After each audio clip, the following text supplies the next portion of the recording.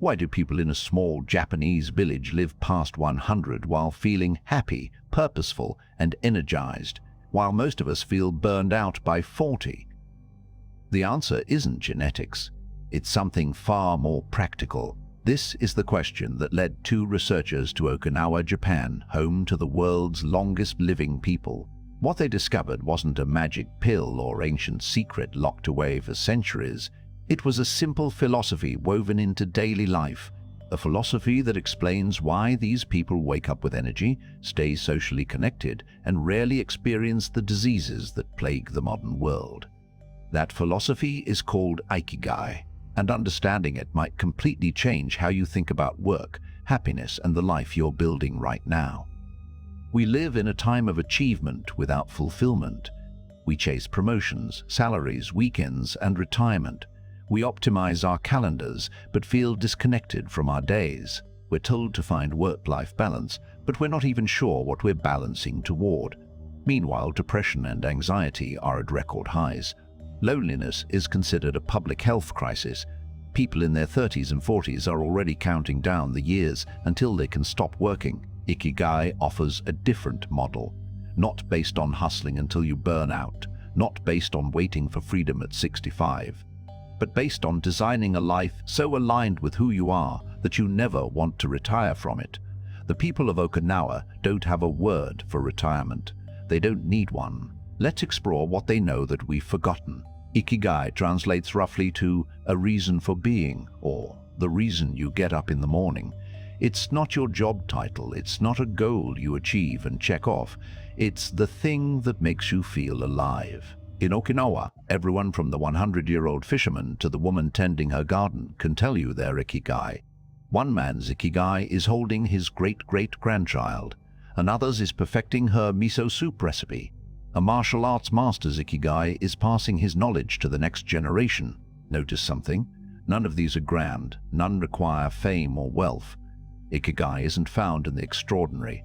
It's found in the specific, personal, meaningful. Here's the framework that's become famous. Your Ikigai sits at the intersection of four elements: what you love, what you're good at, what the world needs, what you can be rewarded for. When you find something that touches all four, you found your Ikigai.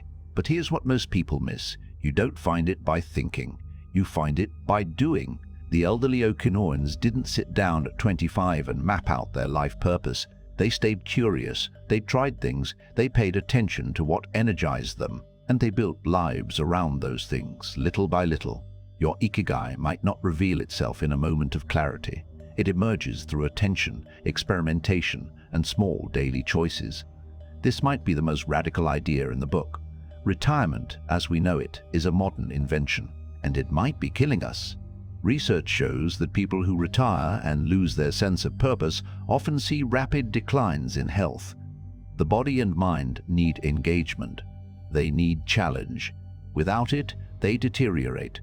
In Okinawa, there's no retirement. A 90-year-old might still tend her vegetable garden every morning. A 95-year-old might still teach karate twice a week. They don't stop because they hit a certain age. They slow down, yes. They adjust, but they never fully stop. This isn't about grinding forever.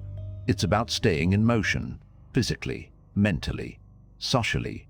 Think about someone you know who retired and seemed to age overnight. Then think about someone who's 70 and still teaching, building, creating, or helping, and seems 20 years younger than their age. The difference is Ikigai. Now let's make this practical. You don't need to work until you're 100.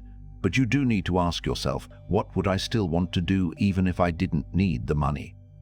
If your answer is nothing related to my current work, that's a warning sign. It means you're trading time for money without building meaning, and that trade gets harder every year. The goal isn't to never retire, it's to build a life where work and purpose are so intertwined that retirement becomes irrelevant.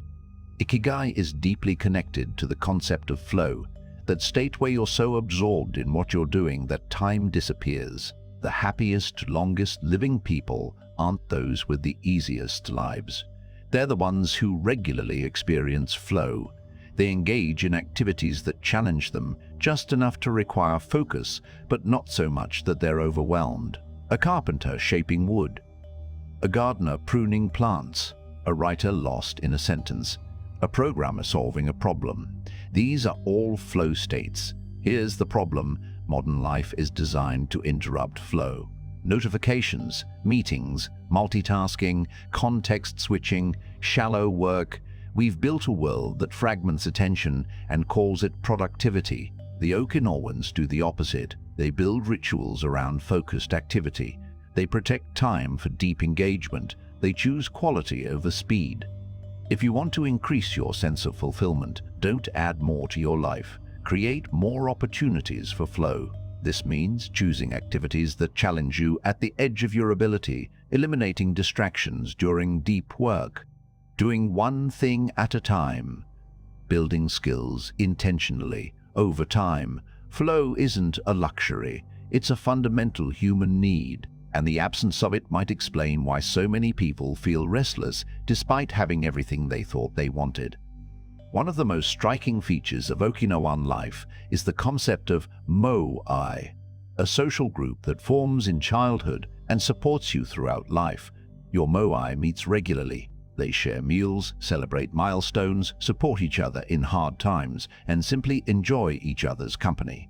It's a built-in social network that isn't based on utility or status. It's based on commitment and care. This isn't optional for longevity, it's essential.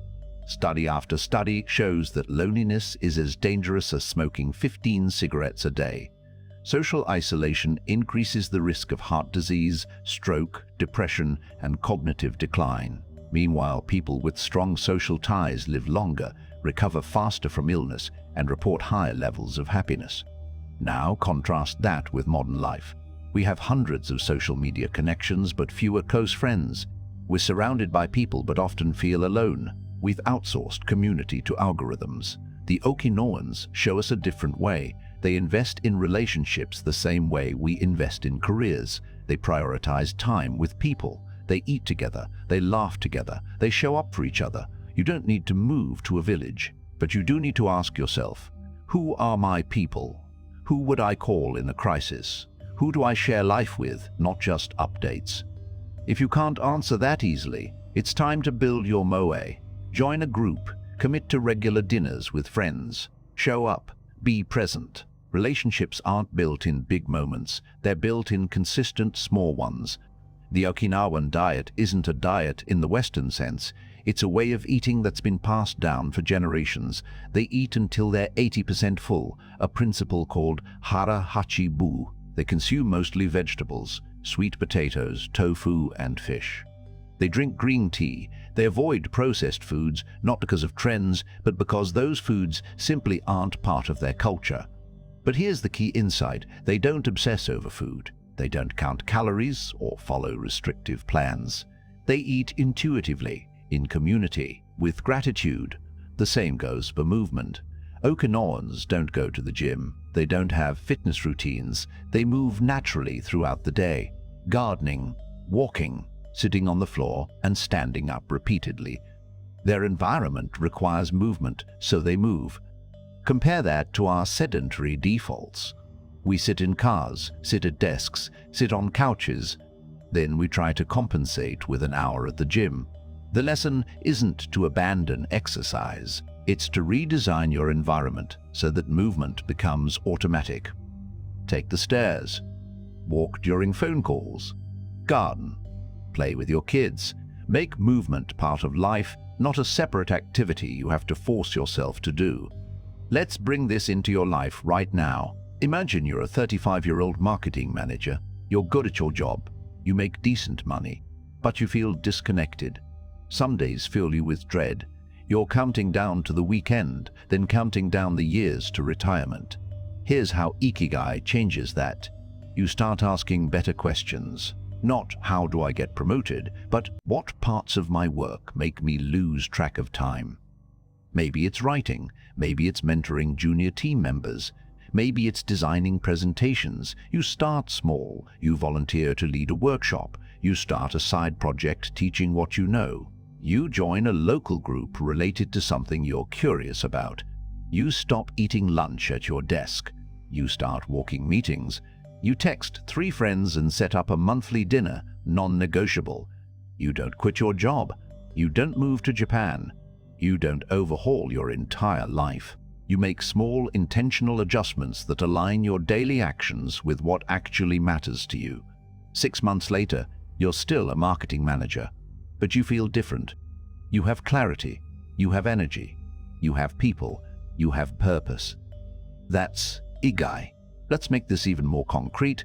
Here are 5 things you can do this week. 1. Write down your answer to this question. What would I do even if I wasn't paid for it? Don't overthink it. Just notice what comes up. 2. Identify one activity that puts you in flow. Protect time for it this week, even 30 minutes. Put it on your calendar like a meeting. 3. Reach out to someone you care about and set up a time to connect, not a quick coffee, a real meal, a real conversation. 4. Practice hara-hachi bu at one meal. Eat slowly. Stop at 80% full. Notice how it feels. 5. Add natural movement to your day. Take a 10-minute walk. Do some stretches. Stand while you take a phone call. None of these are dramatic. That's the point. Ikigai isn't a transformation. It's a recalibration. Small shifts, repeated daily, that realign your life with what matters. The people of Okinawa aren't superhuman. They don't have access to secrets we don't. They simply live in a way that honors a simple truth. A meaningful life isn't something you achieve. It's something you live every single day. You don't need to wait for the right job, the right partner, the right amount of money, or the right moment. You need to start now, with what you have, where you are. Find what makes you come alive. Do it often. Share it with others. Move your body. Eat with gratitude. Build relationships that matter. That's Ikigai, and it might just be the most important thing you ever learn. If this resonated with you, subscribe for more book breakdowns like this. I read so you can apply the best ideas without spending hours. Thanks for watching. Now go find your reason for being.